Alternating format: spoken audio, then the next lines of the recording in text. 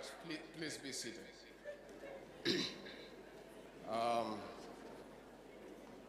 The Chair of the Council of Governors, Uhuru, the Governor of Kirinyaga, and a daughter from the mountain. Excellencies Governors, Excellencies Deputy Governors,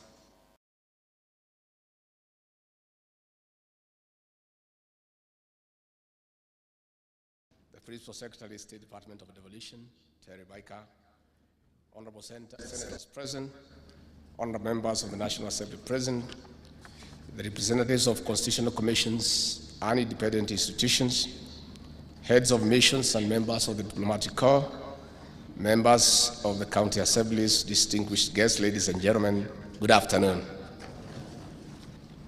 Allow me to read what my team and I have put together, and thereafter speak from my heart in a plain and simple language.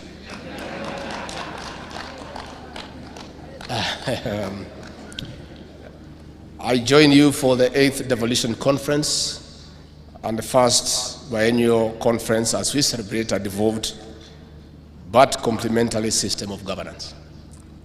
Over the last 4 days of this convening, which was opened by President William RUTO on Wednesday, we have appreciated the transformation of investing resources at the bottom of the socio-economic pyramid where they belong.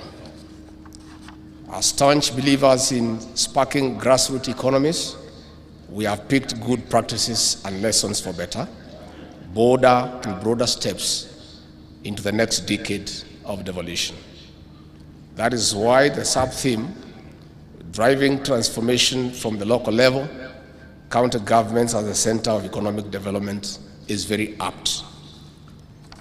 Governors, distinguished guests, at the start of our administration, President William RUTO was wrongly criticized for being purported to have scrubbed off the Ministry of Devolution. This was not the case. It was a case of elevating devolution to the presidency. And in less than 1 year into office, the President has shown commitment to delivering on the devolution dream because it is aligned to the bottom-up economic transformation agenda. We have no room for a failed devolution because it is the anchor of the Kenya Kwanza transformation agenda. We are keeping the promise. In our first year in office, the national government owes no county a penny. On the other hand, President William RUTO elevated devolution and placed it at the office of the Deputy President, and in this regard, devolution enjoys a direct ear to the presidency. Besides being the chair of the Intergovernmental Budget and Economic Council, I'll be given the role to be the bridge between the national government and the county governments. In short, I am the representative of the devolved units at the decision-making table of the executive. On assuming office, I undertook to eliminate conflict between the two levels of government, and I convened a meeting of all county commissioners and directed them to accord due respect and work closely with elected governors and the county governments. Governors, distinguished guests, as a result of that directive, there is seamless cooperation and collaboration between the two levels of government because we serve the same people. There are no Kenyans who belong to the national government, and there are no Kenyans who belong to the county government.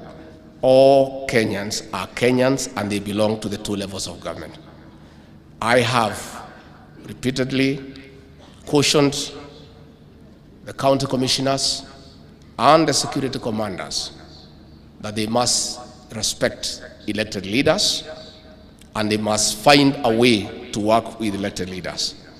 And I have told them repeatedly, in the unlikely and unfortunate events that they are unable to work together, governors are not transferable because they belong to those counties. And if they cannot work together, one must give way.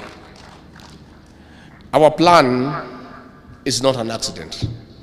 It is a carefully thought out framework. It is a vehicle carrying the aspirations of counties, inspiring the economy of the grassroots. It is the position of President William RUTO that the bottom-up economic transformation agenda is synonymous with the devolution. Devolution and better are twin sisters, and they all aspire to achieve the same objective. That is why collaboration and partnership, despite the distinct nature of the mandates of the national and county governments, are key. We are here to cultivate and oil our mutual working relations for seamless service delivery. The conversation of this conference, therefore, has established that devolution is not a competition, but rather a working in a complementary manner for the benefit of the people of Kenya in the respective 47 counties. Excellencies, governors, distinguished guests, the advent of devolution has led to the rise of health facilities from about 8,000 in the year 2013 to over 13,700 to date. While it is in the interest of the counties to adequately provide technical and equipment support, leveraging partnership with the national government ensures quality health service. As we collectively work to implement the universal health coverage, the national government has also given priority to preventive health care to ultimately reduce pressure on the county facilities. Governors and distinguished guests, similarly, when more than 4.5 million people in over 30 counties faced famine recently, in the worst drought in 40 years after 5 failed consecutive seasons, it was out of collaboration between the national government and the county governments that no Kenyan died from hunger. As we expect a bumper harvest, counties were key in the last mile delivery of over 3 million bags of subsidized fertilizer to our farmers in at least 40 devolved units. Such partnership has been crucial in our own illicit brews and drug abuse. We have held forums between the county governments and the national government to deal with this menace. Besides public reforms in the coffee, tea, dairy, and other key subsectors. As President William RUTO said on Wednesday in this very conference, I would like to ask counties to work with us in the registration of farmers and in delivery of phase 2 of the subsidized fertilizer distribution to the farmer. Excellencies, distinguished guests, from these examples, comparing notes between the national and county governments, it is important in strategic planning and execution of short-term, mid-term, and long-term measures. Long-term measures involve pragmatic approaches to addressing the perennial issues and rebuilding back better in resilience programs under the shared or common functions. Last month, President William RUTO tasked me to represent him at the UN Food System Summit in Rome, Italy. A lesson to pick from the summit was the importance of pooling resources and investing in establishment of structured, self-sustaining food systems. In the face of the climate change threat, which knows no national and county government functions, combined actions and investments in climate-smart agriculture will enhance the national food security and protect better the environment. With the inclusion of food trees in the equation of planting 15 billion trees by the year 2032, we move closer to addressing the negative effect and impact of climate change. While this conference has also listened to the voices of the children, it is also a moment to decide on establishing a long-term framework on the school meal program, with counties having hired over 51,000 ECD teachers. Sustaining growth in enrollment and retention is key. The current school meal program has reduced dropping out of school by 56.5%, while milk alone has increased enrollment by over 50%. Under the self-sustaining food system, The school meal program is a potential economic opportunity in inter-county trade. Already, counties like our hosts, West in Gishu, are providing milk to children. This is a source of market for the dairy farmers. Our administration has also doubled funds for the school meal program to 5 billion Kenya shillings to cater for about 4 million learners while benefiting our farmers. As more counties embrace the meal initiative, there is need for a formal framework to expand and extend and sustain the program, which touches on our farmers directly. This is the real bottom-up development plan, as it will allow counties exchange their products.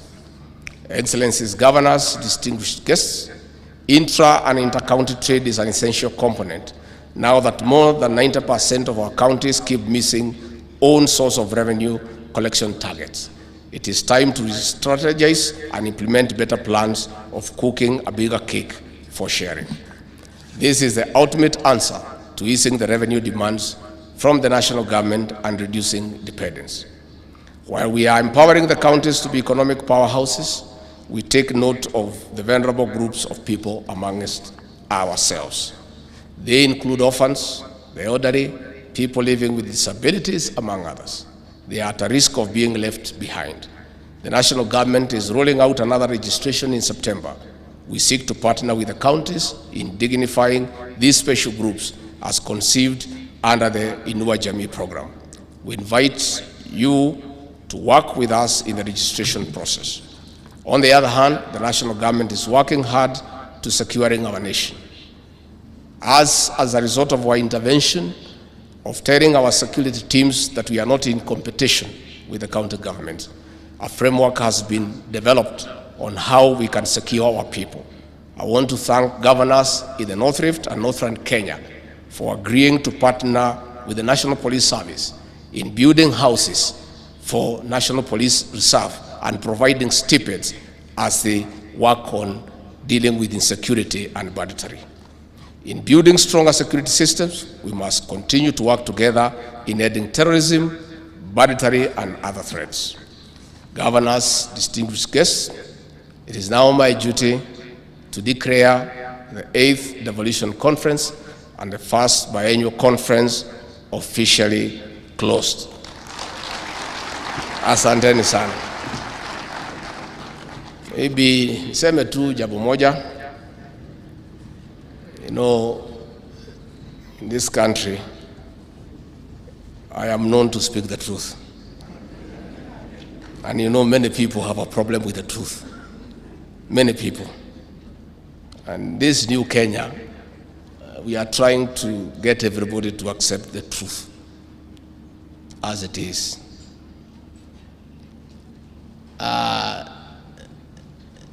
The unprovoked and unwarranted attack on the US ambassador to Kenya, Meg Whitman, is as a result of people being allergic to the truth and the reality. Ambassador Meg Whitman and other ambassadors were at bombers throughout the counting of votes. They had access to the public portal. They had calculators. They are educated. And they have done some bit of mathematics. They added the numbers, they observed, and were clear that the election was won fair and square, and it was open, democratic, and meets the best international standards.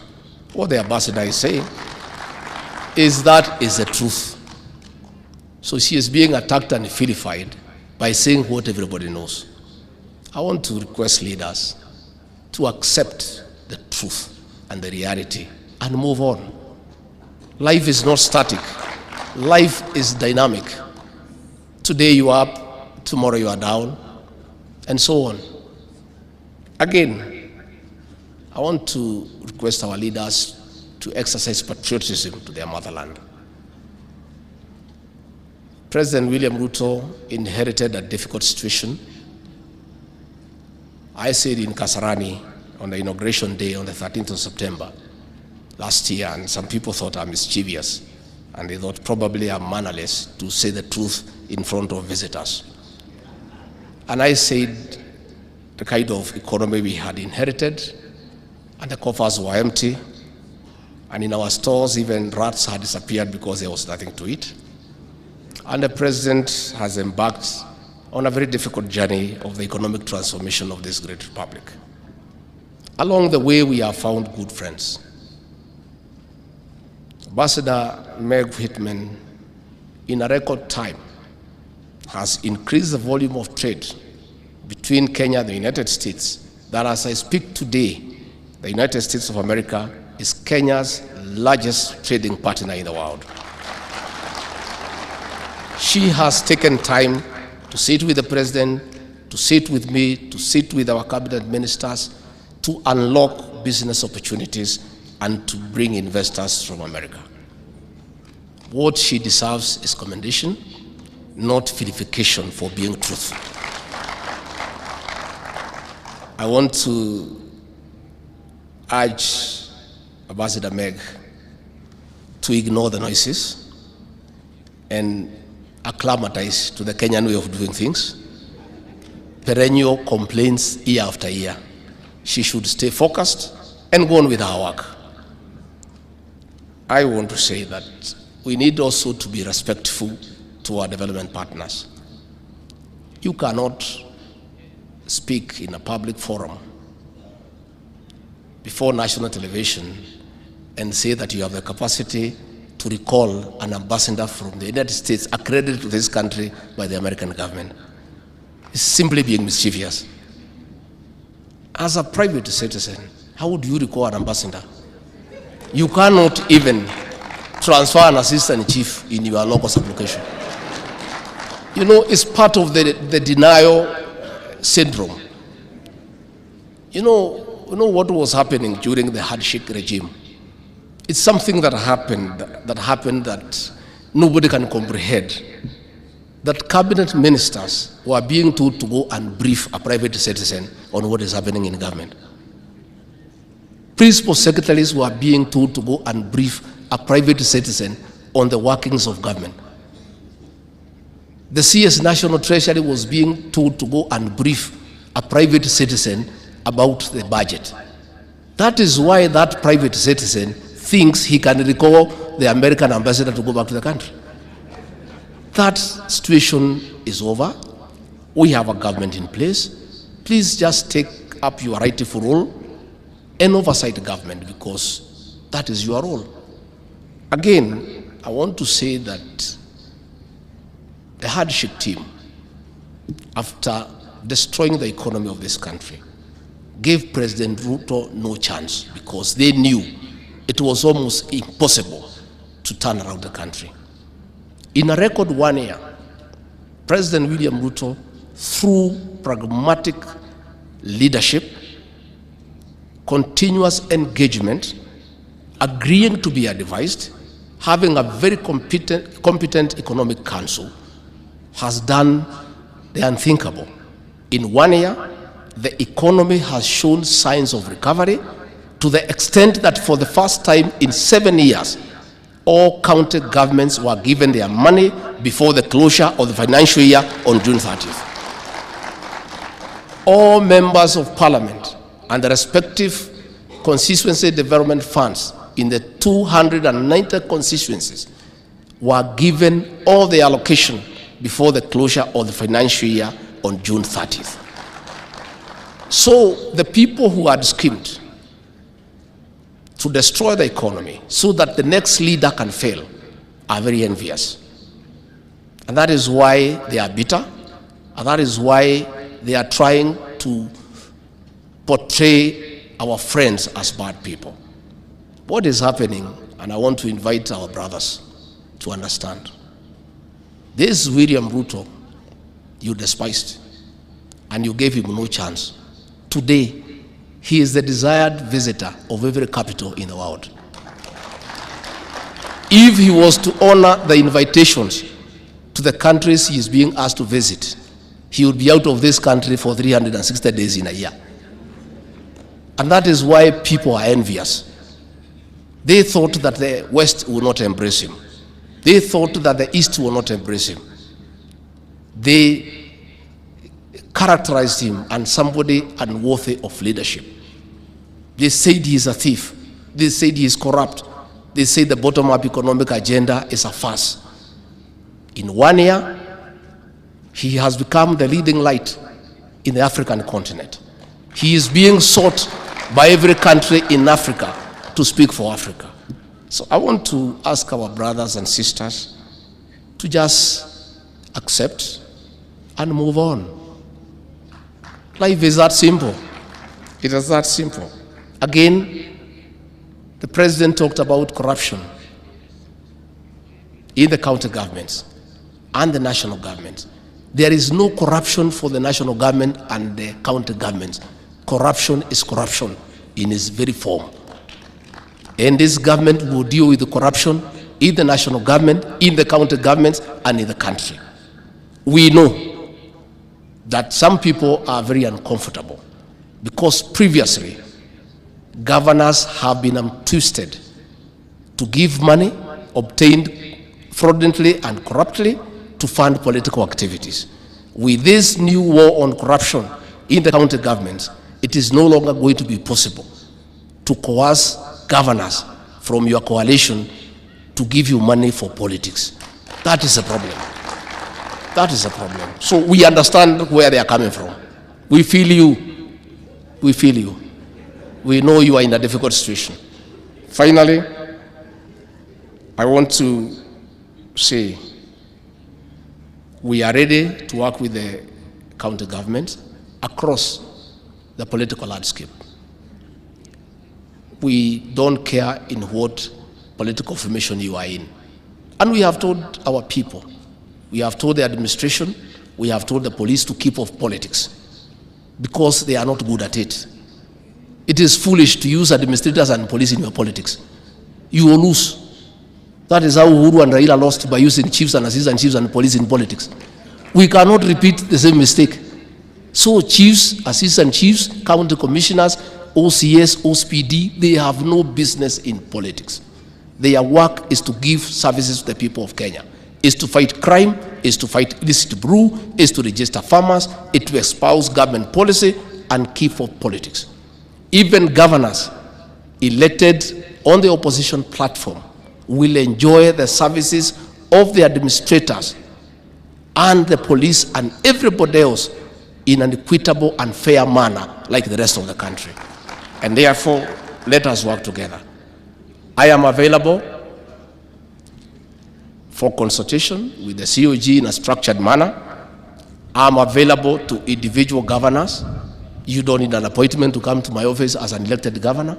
Anybody who has been elected by 100,000 people, it's not a joke. That is somebody who needs no appointment to go anywhere. Being 100,000 people who slept in a different home and they have not talked, and they all come to the ballot and decide you are the right person, you are somebody to be respected. So you don't need an appointment to come and talk to us. And those who have come to me, where you have challenges with our administrators, I have taken remedial action, and I will continue to do so.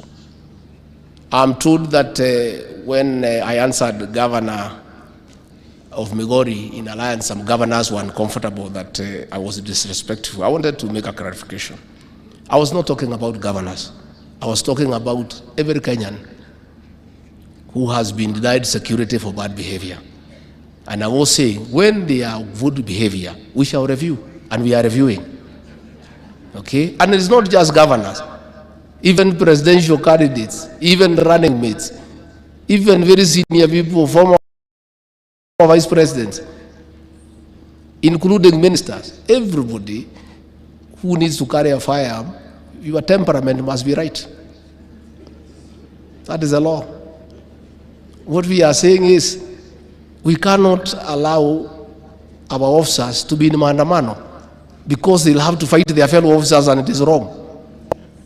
We are saying, if these maandamanos require so many officers, we must look for those officers from somewhere.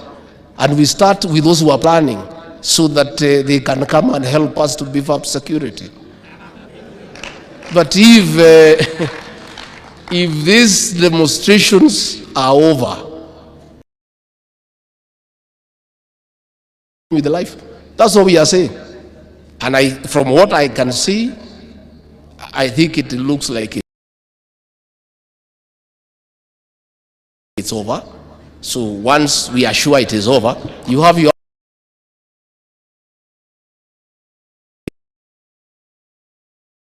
so that officers are dignified and governors are provided security so that they are able to carry out their work. We only had a problem when we had a shortage of officers and we needed more officers, and the people who are planning were having some of the officers. So we needed to get them to come and fight them and then go back, because that's the way things are done.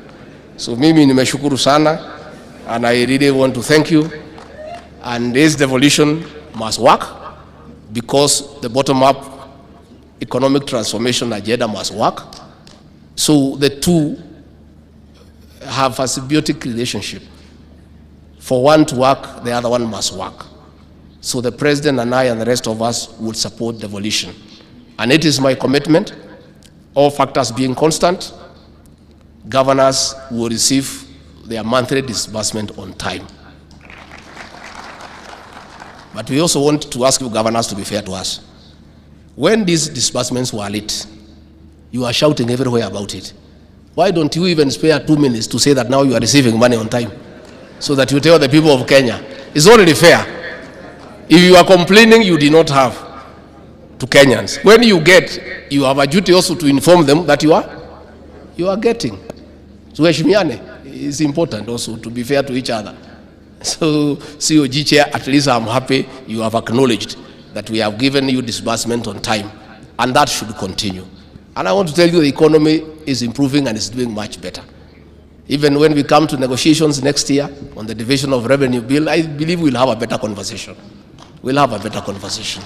And when the economy improves, the governors, you are the first people to know, because wananchi will know, because they will feel the impact of an improved economy. And we have no desire to keep money away from you. We'll give you the money when we collect it.